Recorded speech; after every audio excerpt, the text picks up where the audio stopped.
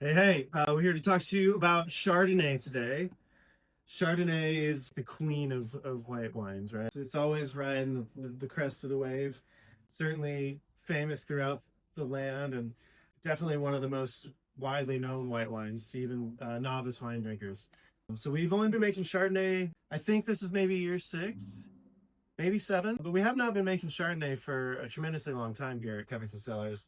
But one of our favorite farmers, the Boucher family, Dick and Luann Boucher, planted some for another winery that ended up not wanting what they had planted for them. And so it was serendipitous for us. It seemed like the right time to add Chardonnay to our program, and certainly working with farmers that we were very well in tune with and trusted made a lot of sense. So I'm standing here with our 2025. So this is very current. This is through primary fermentation.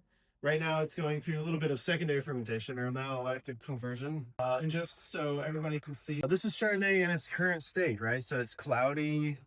The primary fermentation is very bubbly and you get a lot of yeasty, not notes, but really just like yeast that floats on top. It's kind of chunky, doesn't sound very attractive, but that's what fermentation does, right? So we have all this juice that's going through this rigorous fermentation. Now primary fermentation is done, and so the wines have started to settle, but there's still all this lees in suspension, and that's lees, lees. So it's just organic solids that float in the wine throughout their life in the barrel. This is true with both whites and reds, but reds you can't see it as much because they're super dark.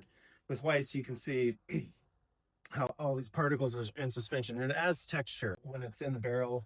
So sometimes we don't stir often. Sometimes you stir up that leaves because it can create a softer mouthfeel and just add a different layer of complexity to the wine. All the Chardonnay that we have made has always been from Boucher Vineyard. So this is 100% Chardonnay, all Boucher Vineyard. Boucher Vineyard is in the Yakima Valley in Washington State, and it's pretty much smack dab in the middle, and just outside of a town called Grandview.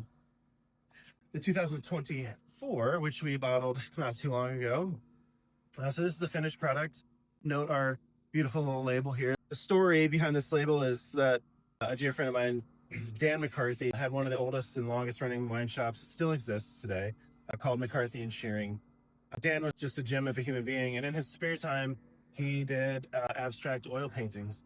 And we acquired this painting a number of years ago, and we have it hanging in the winery. Dan has since passed, so it's definitely a cherished possession of ours.